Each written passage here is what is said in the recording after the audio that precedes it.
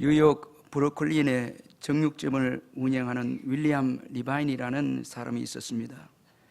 희한하게도 그는 한 달 동안 무려 4번이나 이 강도를 만났습니다. 그때부터 그는 목숨을 지키기 위해서 이 방탄조끼를 구해 입고 일하기 시작했습니다. 그런데 그 모습을 본 주변 상인들이 그에게 방탄조끼를 구해달라고 요청하기 시작했습니다. 자기들도 혹시나 위험에 처하게 되지 않을까 생각해서 이 방탄조끼를 좀 구해줬으면 좋겠다. 그렇게 이 윌리엄 리바인에게 요청을 했습니다. 뜻하지 않게 이 방탄조끼 주문을 받기 시작한 그는 결국 이 정육점을 내려놓고 방탄조끼 주식회사를 설립을 했습니다. 훗날 이 회사는 40여 개 도시의 대형 점포를 가진 회사로 성장을 했습니다. 이렇게 성공한 이 윌리엄 리바인이 이런 그 말을 했습니다. 제 인생에서 강도를 4번 만난 것이 제 사업의 성공 비결입니다. 그렇게 말을 했습니다. 여러분, 이 살면서 한 번 이 만날까 말까 한 이 강도를 한 달 사이에 4번이나 만났다면 이것은 최악의 상황이라고 할 수가 있습니다. 만약에 이 윌리엄 리바인이 비관적인 태도나 부정적인 태도를 가졌다면은 그는 신세 타령만 한다든가 아니면은 대인 기피증이나 피해 망상증에 시달렸을 것입니다. 하지만은 이 윌리엄 리바인은 희망적인 태도를 가졌기에 오히려 그 충격적인 체험을 전화 위복의 기회로 삼을 줄 알았습니다. 그는 화를 오히려 복으로 바꾸었습니다.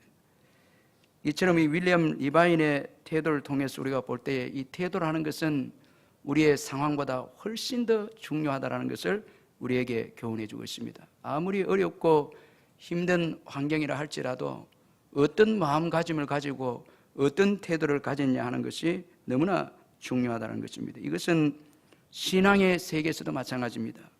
오늘 본문의 사도 바울 역시 상황보다 태도가 중요하다는 것을 우리에게 보여주고 있습니다. 이 감옥이라는 최악의 상황에서도 신앙의 태도로 인해서 그 감옥을 이겨내는 바울의 태도를 볼 때에 이 신앙의 태도가 얼마나 중요한 것인가를 우리에게 교훈해 주고 있습니다. 우리는 이런 사도 바울의 신앙의 태도를 배울 필요가 있습니다.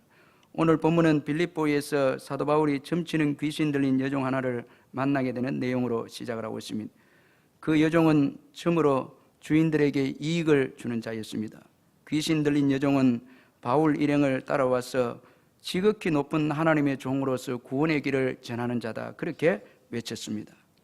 이것은 바울에 대해서는 올바른 옳은 표현이었지만은 그러나 궁극적으로는 복음을 희석시키는 사단의 전략이었습니다. 이 귀신 들린 여종이 이 전도하는 바울 일행에게 쫓아와서 계속 하는 말이 지극히 높은 하나님의 종으로서 구원의 길을 전하는 자다, 이렇게 외친 것을 어떻게 보면 전도자에게 도움을 주는 외침 같지만은 그러나 이 외침에는 사단의 그런 관계가 들어있었다는 것을 알 수가 있습니다. 바울은 지극히 높은 하나님의 종인 것은 맞습니다. 그러나 구원의 길에 대해서는 유일한 구원의 길이 아니라 여러 구원의 길 중에 하나라, 그렇게 본문에서 말씀을 하고 있습니다. 원어적으로 보면 구원의 길을 전한다, 이때는 여러 구원의 길 중에 하나를 전한다. 그러니 여러분, 복음은 예수 그리스도는 오직 여러분 예수 그리스도 외에는 구원이 없습니다. 그런데 구원의 길이 여러 개 중에 하나다, 그렇게 말씀한 이 말을 하는 것을 볼 때에 이것은 사단의 전략이고 복음을 희석시키는 것이라 할 수가 있습니다. 여러분, 이것을 안 바울은, 영적으로 민감한 사도 바울은 괴로워했습니다. 마침내 사도 바울은 예수 그리스도의 이름으로 명하여 귀신 들린 여인에게서 귀신을 내어 쫓아내었습니다. 18절에 보니까 이같이 여러 날을 하는지라 바울이 심히 괴로워하여 돌이켜 그 귀신에게 이르되 예수 그리스도 이름으로 내가 내게 명하노니 그에게서 나오라니 귀신이 즉시 나오니라. 여러분, 예수 그리스도 이름에는 권세가 있습니다. 모든 만물은 예수 그리스도의 이름에 복종하게 되어 있습니다. 귀신도 예수 그리스도 이름에 복종한다는 것입니다. 귀신 들린 여종은 바울의 도움으로 더 이상 귀신의 영향을 받지 않게 되어졌습니다.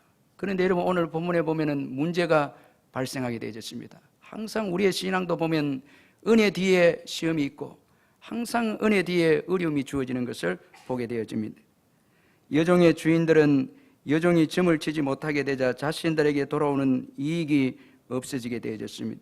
이로 인해서 이들은 바울과 실라를 붙잡아서 로마 관리들에게 끌고 갔습니다.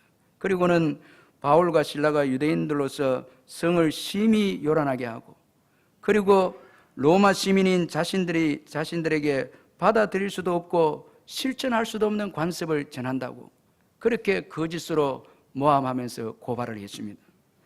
여러분, 세상은 여러분 세상의 외침을 보면은 정의고 공의인 것 같아도 따지고 들어가 보면은 여러분, 예수 믿지 않는 세상은 자신의 이익에 민감합니다. 다 보면 자식의 이익을 주장한다는 것입니다.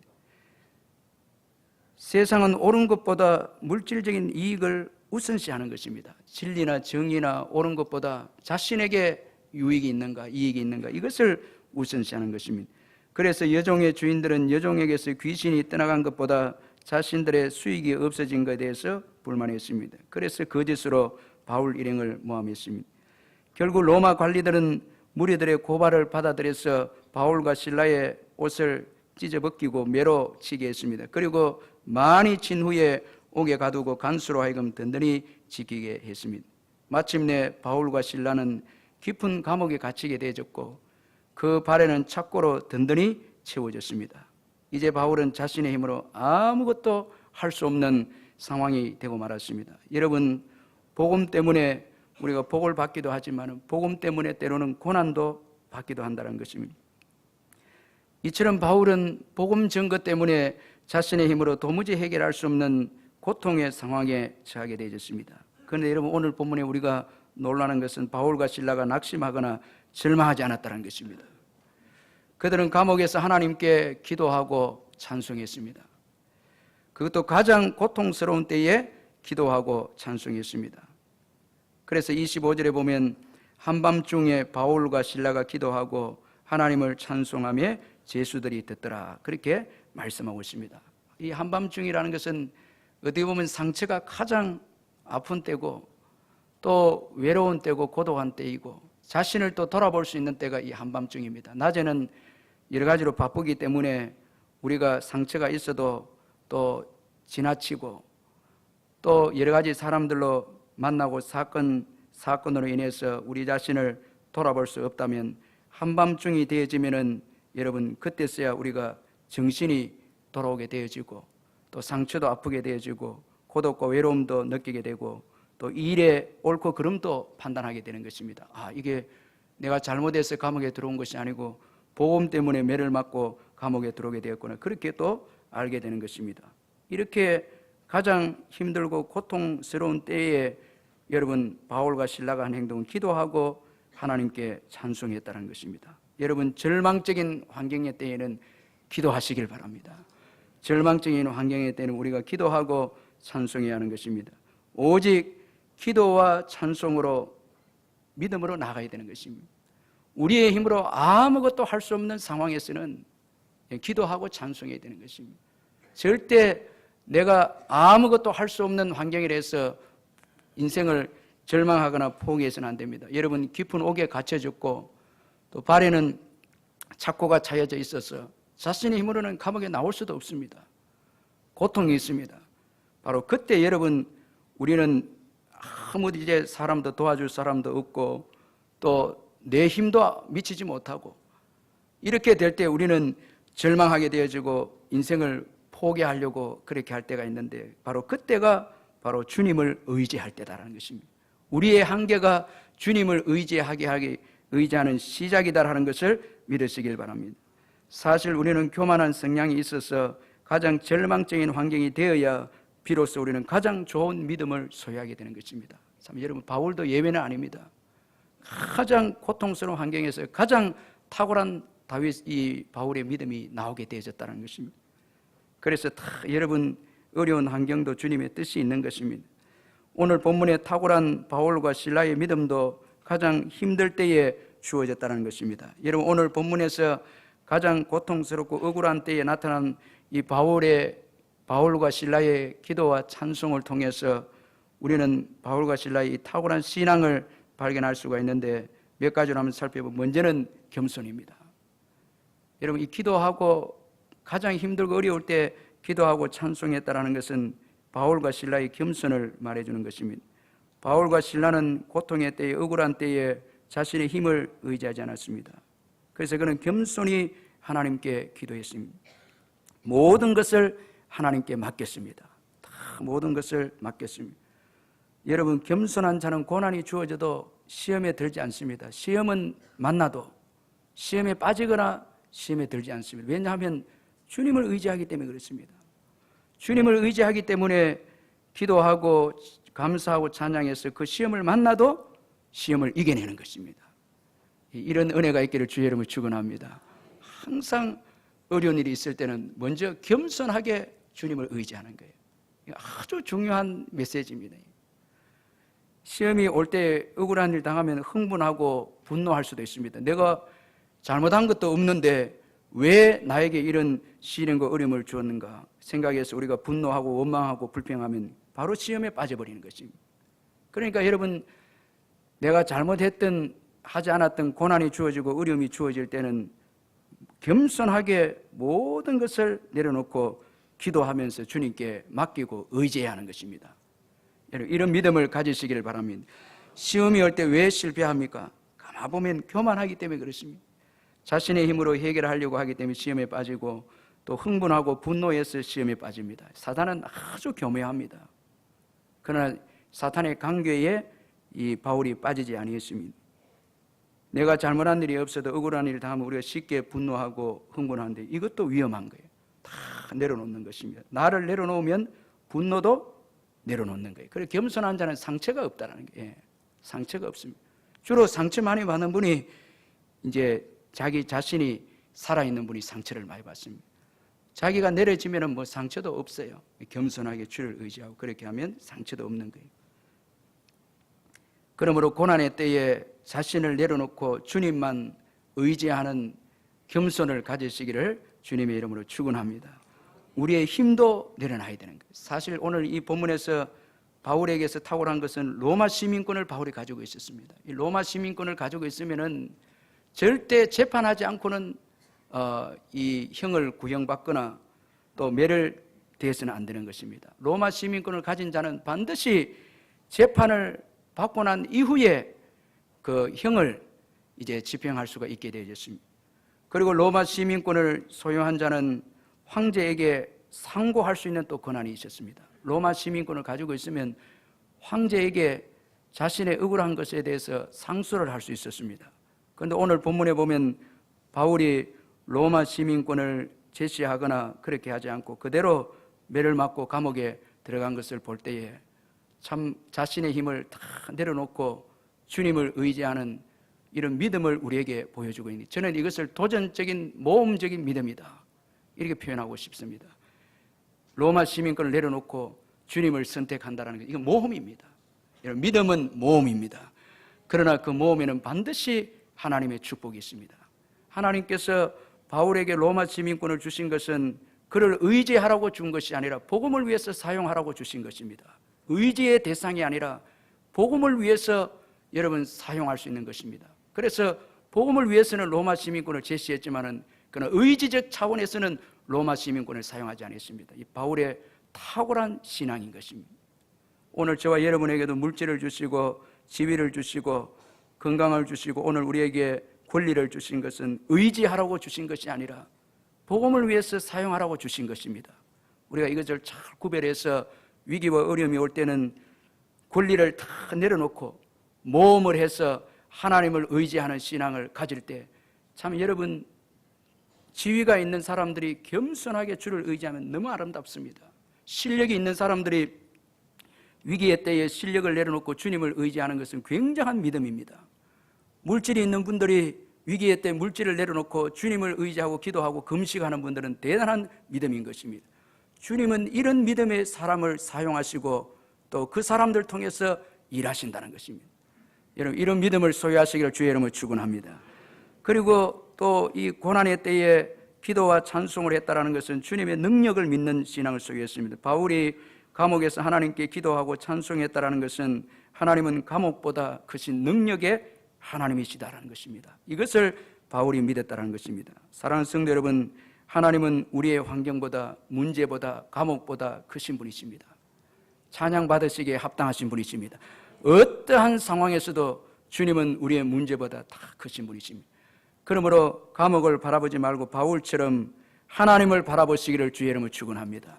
주님을 바라보는, 한시도 주님 바라보는 것을 놓치면은 여러분 두려워 떨고 염려하고 낙심하고 좌절하는 것입니다.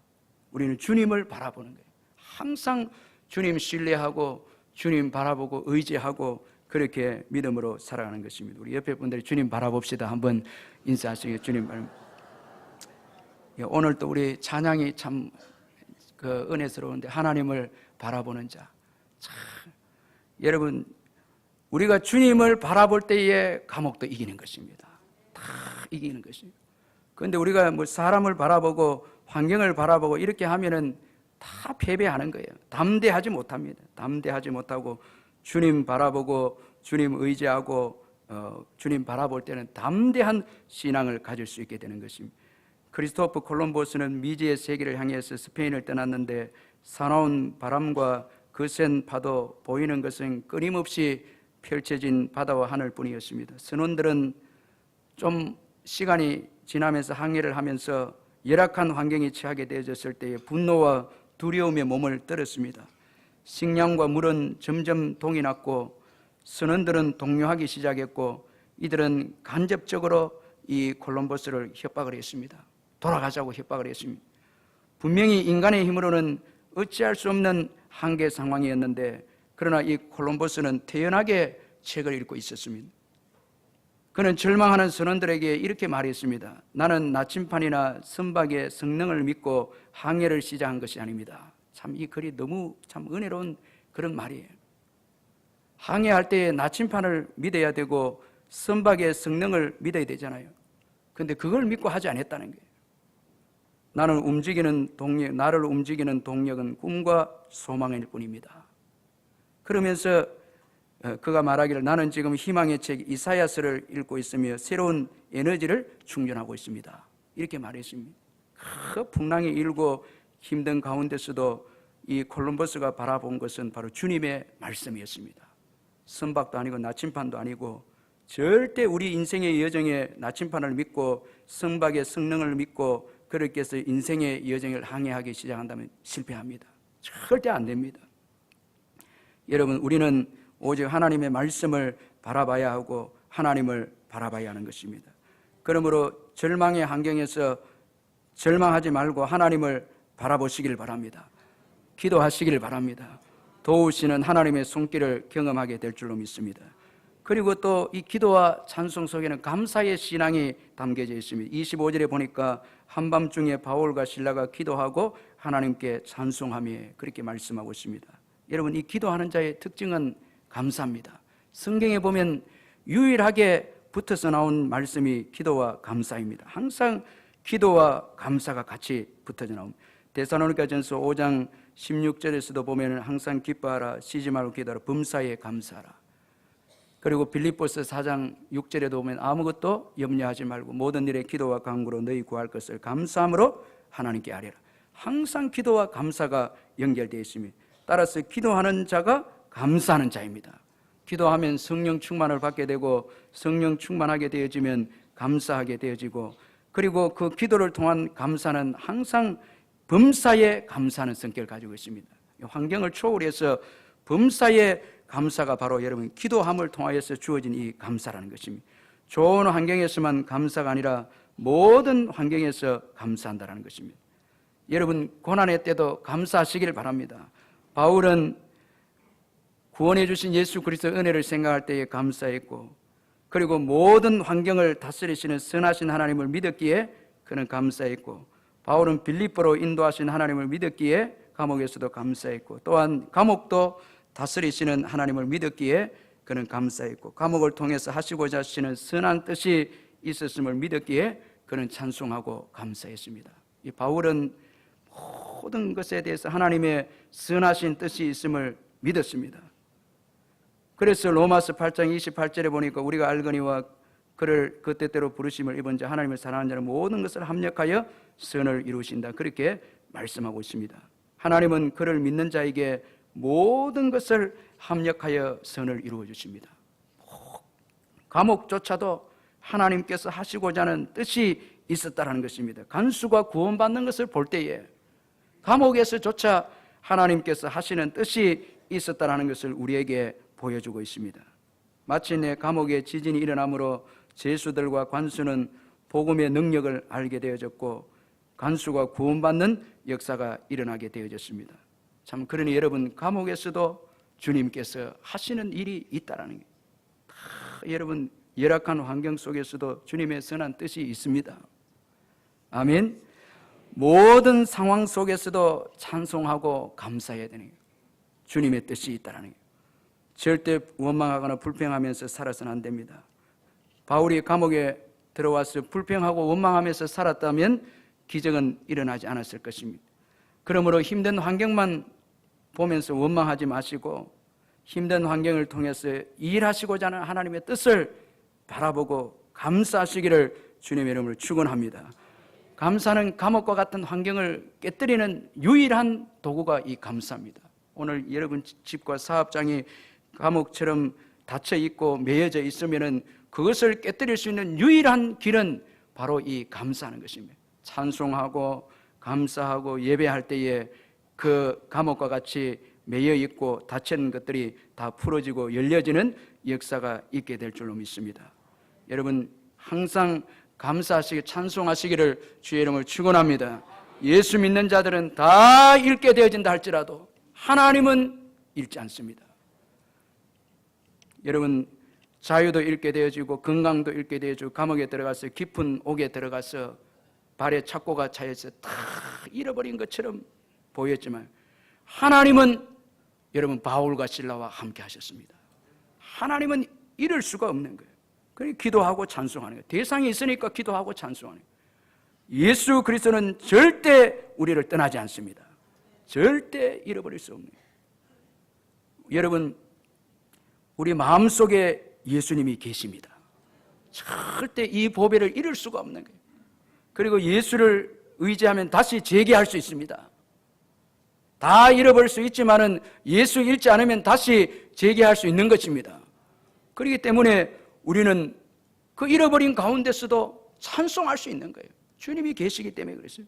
감옥과 함께 하시고 그 감옥에서 지진을 일으켜서 오히려 바울로 하여금 복음을 전할 수 있도록 축복해 주신 것을 볼 때에 주님은 그와 함께 하셨다는 거예요. 그분이 우리와 함께하고 계시기 때문에 우리는 찬송할 수 있는 것입니다. 할렐루야. 어떠한 환경에서도 주님은 우리와 함께 하십니다. 그분께 기도하고 찬송하시기를 주의 이름으로 축원합니다. 기쁘게 찬송하고 찬양하고 예수 믿는 저와 여러분은 결코 예수님이 떠나지 않습니다. 버리지 않습니다. 욥도 하루 사이에 자녀들과 재산을 다 잃어버려도 하나님은 잃어버리지 않은 거예요. 주신 자도 여호와시고 취하신 자도 여호와시니 여호와의 이름이 찬송을 받으실지니이다. 그렇게 했습니다. 그래서 여러분 돈 좀 잃었다고 해서 너무 절망하지 마시길 바랍니다. 좀 잃은 거 한 몇 억 정도 얘기해요. 건강도 좀 잃은 거 너무 상심하지 마시고 또 건강은 조금 잃으면 또 건강 지키기가 좋을 수 있어요. 겸손하게도. 다 잃는 거 있으면 얻는 것도 있는 거예요. 그러나 주님은 절대 우리가 잃어지지 않는다는 거예요. 주님은 우리의 모든 것이 되시고 전부입니다. 참 여러분 그러니까 우리 다시 일어설 수 있죠. 어떤 환경 가운데서도 일어설 수 있다는 거예요. 그리고 바울이 감옥에서 기도하고 찬송했다는 것은 또 중요한 그의 믿음은 복음 증거가 그의 삶의 목적이었다는 것을 또 우리에게 보여주고 있습니다. 바울 신앙의 탁월한 점은 복음 증거가 바로 그의 삶의 목적이었다는 것입니다. 그래서 그는 감옥에서도 자유했습니다. 그리고 그는 기도하고 찬송했습니다. 그는 매를 맞는 것도 감옥에 들어가는 것도 발에 착고가 채워져도 상관하지 않았습니다. 만일 그의 삶의 목적이 건강이고 일신상의 자유이고 세상의 번영이었다면 바울처럼 억울하고 바울처럼 불쌍한 인생이 어디 있겠습니까? 그러나 바울의 인생의 목적은 그게 아니었습니다. 바울은 잠시 있다가 없어지는 것이 그의 목적이 아니었습니다. 여러분 바울에 있어서 목적은 복음 증거였습니다. 바로 복음이었습니다. 이처럼 바울은 복음이 그의 삶의 목적이었기에 어떤 장소에도 가서 복음을 전했다는 거예요. 감옥에서도 복음을 전해요. 이런 사람을 어떻게 우리가 말릴 수 있겠어요? 세상이 감당할 수 없는 사람이에요. 어떤 우리 교인들 보면 병원에 가서도 전도하고 제가 신방 가보면은 전도하고 있는 거예요, 옆에. 예. 그 복음이 불타는 거예요. 은혜를 받고 보니까 예수를 전하고 싶어서 복음 전하고 싶어서 전하는 거예요. 감옥에서도 복음을 전하고, 또 어떤 분들은 부도가 났는 그 환경에서도 복음을 전하고, 또 성공한 자리에서 복음을 전하고, 어디에 가든지 복음을 전하는 거예요. 이 삶이 복음 증거가 우선적인 삶이 되기 때문에 가난이 와도 자유하고, 상처가 이 질병이 와서 상처가 주어져도 자유하고, 그 매이지 않는다는 거예요. 다 뭐 소득이 많고 적음에 매이지 않고, 가난하고 부한 것도 매이지 아니하고, 그게 목적이 아니기 때문에 매이지 아니하고, 그저 감사하면서 어떤 환경이든 찬송하면서 복음을 전하고 기쁘게 즐겁게 살아가는 거예요. 얼마나 감사한지. 오늘 여러분, 저와 여러분의 삶의 현장에는 바로 복음 전도를 위해서 주신 것임을 믿으시길 바랍니다. 부담 갖지 마시고 기쁨으로 한 주간도 나아가시길 바랍니다. 가서 어떤 환경에 처하든지 간에, 높은 지위에 있든지 낮은 지위에 있든지, 나만 장군을 엘리사에게로 이끈 그 소녀 형편이든지 어떤 형편이 있든지 예수 그리스도를 전하는 것이 우리의 삶의 목표가 되어야 될 줄 믿습니다. 이렇게 할 때에 어떤 장소에서도 기도하고 찬송하는 거예요. 어떤 환경에서도. 만약에 여러분 번영을 목적으로 하게 되어지면, 번영을 잃게 되어지면 기도도 안 하고 찬송도 안 합니다. 우리 성도들 가운데 건강을 목적으로 하고 세상의 부를 목적으로 하는 자들이 시련과 환난이 오고 감옥과 같은 환경에 처하게 되었을 때 기도도 팽개쳐버리고, 그리고 찬송도 다 팽개쳐버린 그런 모습을 볼 수가 있습니다. 그러나 복음 삶이 목적인 자들은 어떤 환경에서도 기도하고 찬송해서 하나님께 영광 돌려서 그 자리에 복음이 임하도록, 하나님 나라가 확장되도록 그렇게 수고한다는 것입니다. 바울은 복음 증거가 삶의 목적이었습니다. 부요함도 가난함도 그의 목적이 아니었습니다. 평안함도 고난도 그의 목적이 아니었습니다. 어디에 처하든지 바울의 제일 우선시는 복음 증거였습니다. 그래서 여러분, 큰 지진 이후에 충분히 나갈 수 있었음에도 불구하고 간수를 전도하기 위해서 내가 여기 있노라, 감옥에 나가지 아니하고 바울은 오히려 감옥에 남아서 복음을 전했습니다. 사도행전 16장 28절에 보니까 바울이 크게 소리질러 이르되 내 몸을 상하지 말라, 우리가 다 여기 있노라. 참, 여러분, 이런 믿음의 사람이 어디 있습니까? 아마도 바울은 감옥에서 죄수들을 위해서, 간수들을 위해서 기도했을 것입니다. 이들의 구원받기 위해서 기도했을 것입니다. 오늘 본문에 일어난 큰 지진은 바울과 실라만을 위한 지진이 아니라 죄수들과 간수를 위한 지진이었다는 것을 우리가 잊지 말아야 하는 것입니다. 그들을 위해서, 복음을 위해서 기도했기 때문에 하나님께서 큰 지진을 일으켜서 여러분 그들로 하여금 예수 믿도록 하나님께서 이끌어 주셨다는 것입니다. 그러므로 여러분, 어떤 환경에 처하든지 간에 여러분 복음 증거를 삶의 목적으로 삼으시기를 주의 이름으로 축원합니다. 여러분, 왜 우리가 이런 삶을 살아야 됩니까? 복음만이 구원이 있기 때문에 그렇습니다. 그래서 사도행전 16장 30절에서 31절의 간수의 질문과 그 바울의 대답을 보면, 그들을 데리고 나가 이르되 선생들이여 내가 어떻게 하여 구원을 받으리까 하거늘 이르되 주 예수를 믿으라, 그리하면 너와 내 집이 구원을 받으리라. 구원은 예수밖에 없습니다. 구원은 예수밖에 없기 때문에 예수 전하는 이 복음 증거야말로 우리의 삶의 우선 순위가 되어야 한다는 것입니다. 여러분, 이런 믿음을 가지시기를 주의 이름으로 축원합니다. 이제 이 바울과 실라의 기도와 찬송을 통해서 주어진 이 믿음을 통해서 어떤 역사가 일어났는가 하면 26절에 보니까 이에 갑자기 큰 지진이 나서 옥터가 움직이고 문이 곧 다 열리며 모든 사람의 매인 것이 다 벗어진지라 말씀하고 있습니다. 여러분, 우리의 기도와 찬송은 우리가 할 수 없는 일을 일어나게 하는 것이 우리의 기도와 찬송인 것입니다. 하나님은 우리가 생각할 수 없는 일을 기도와 찬송을 통해서 행하신다는 것입니다. 믿으시길 바랍니다. 하나님은 큰 지진을 일으켜서 바울과 실라를 구출해 주셨습니다. 여러분, 이것은 이 간수들과 또 그를 감옥에 있는 로마 관리들과 그를 고소한 사람들이 전혀 생각할 수 없었던 방법이었다는 게, 하나님께는 무궁무진한 구원의 방법이 있습니다. 여러분, 믿으시길 바랍니다. 우리가 기도하면은 놀라운 방법으로 일하시는 거예요. 생각지도 못하는 방법으로 일하시는 거예요. 참, 여러분, 얼마나 우리가 그걸 많이 경험했습니까? 기도하고 찬송했을 때에 생각지도 않는, 우리가 도와준다는 사람들은 도와주지 아니하고 엉뚱한 사람들을 일으켜서 하나님이 일하신다는, 이 하나님의 방법인 것입니다. 생각지도 못한 역사를 일으키시는 것입니다. 여러분 믿으시길 바랍니다. 그 하나님의 구원의 방법은 여러분 무궁무진함을 믿으시길 바랍니다. 하나님의 구원의 방법은 무궁무진함. 때로는 우박으로 역사하기도 하고 지진을 통해서 일하시기도 하고, 때로는 하나님께서 사람의 마음을 감동시켜서 왕들의 마음을 움직여서 일하기도 하시고, 여러분 하나님의 방법은 다양한 것입니다. 하나님께서는 우리에게 가장 좋은 방법으로 일하시는 것입니다. 우리가 기도만 한다면, 찬송만 한다면 하나님께서는 놀라운 방법으로 우리에게 일하신다는 것입니다. 세상은 하나님의 종들을 해치지 못합니다. 특별히 사명이 있는 종들을 해치지 못합니다. 하나님은 놀라운 방법을 통해서 구원해내십니다. 여러분 아무리 깊은 옥에 가두고 발에 착고를 든든히 채워도 하나님은 구출하십니다. 악인들의 경영을 흑사로 만드시는 하나님이신 것입니다. 아무리 세상이 노력해서 교회를 공격해도 교회는 이기는 것입니다. 여러분 이김을 믿으시길 바랍니다. 기도가 이깁니다. 찬송이 이깁니다. 감옥보다도 이기고 악인들의 악한 계획보다 다 이기는 것이 기도인 것입니다. 기도하고 싶지 않아요? 우리 기도합시다. 우리 옆에 분들 기도합시다. 기도. 이 정도 되면 이제 기도하고 싶다 이렇게 돼. 다 기도하는 게. 여러분 기도하십시오. 낙심하지 말고 기도하십시오. 사업을 할 때도 자꾸 여러분 환경 바라보면서 계산하지 말고 기도하십시오. 기도하고 주님 의지하면 주님이 일하시는 거예요. 세상의 사탄은 절대 기도하는 자들을 이길 수가 없다라는 거예요. 세상의 악인들의 경영은 결코 이루어질 수가 없다는 것입니다. 그리고 기도와 찬송은 우리에게 유익을 가져다 줍니다. 닫힌 문을 열게 하고 매인 것이 다 벗어지는 역사를 가져다 주게 하는 것이 기도입니다. 기도와 찬송은 닫힌 문을 열게 하고 매인 것을 풀어주는 능력이 있습니다. 특별히 닫힌 복음의 문을 열어주는 것이 기도입니다. 여러분 감옥에 들어가면 전도의 문이 이제 닫혔다 생각하시는데 그렇지 않습니다. 감옥에서 전도의 문이 열렸습니다. 기도할 때 가장 열악한 상황에서도 기도할 때에 전도의 문이 열리는 것입니다. 감옥에서도 전도의 문이 열리는 거예요. 이게 기도와 찬송의 능력인 것입니다.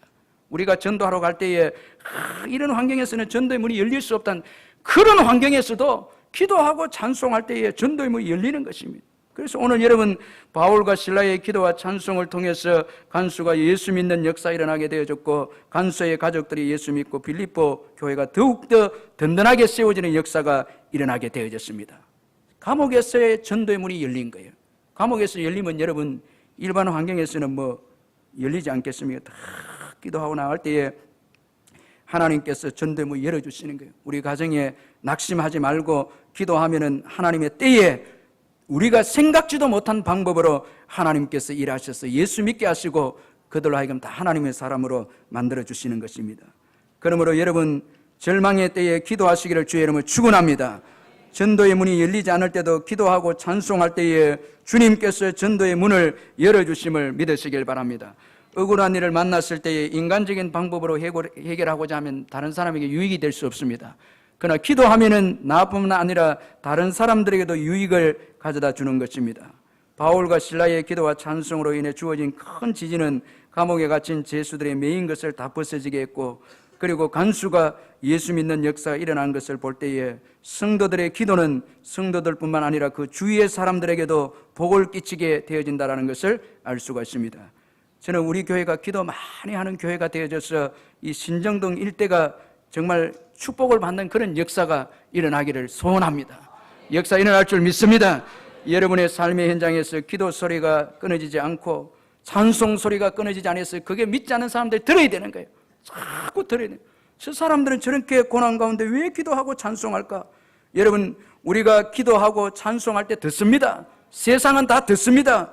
그러므로 믿음으로 여러분 우리가 하나님의 뜻이 있음을 믿고 기도하고 찬송할 때에 여러분 세상 사람들에게 또 이 지진의 역사를 통해서 하나님의 일하심을 보여주실 줄 믿습니다.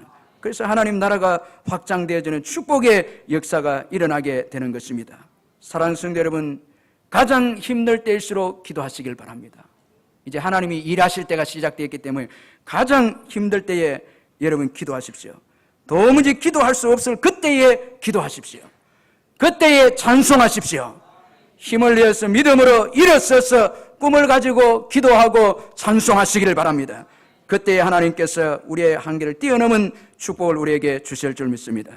그러므로 바울과 실라처럼 가장 힘들고 고통스러울 때도 기도와 찬송하는 저와 여러분 되시기를 주님의 이름으로 축원합니다.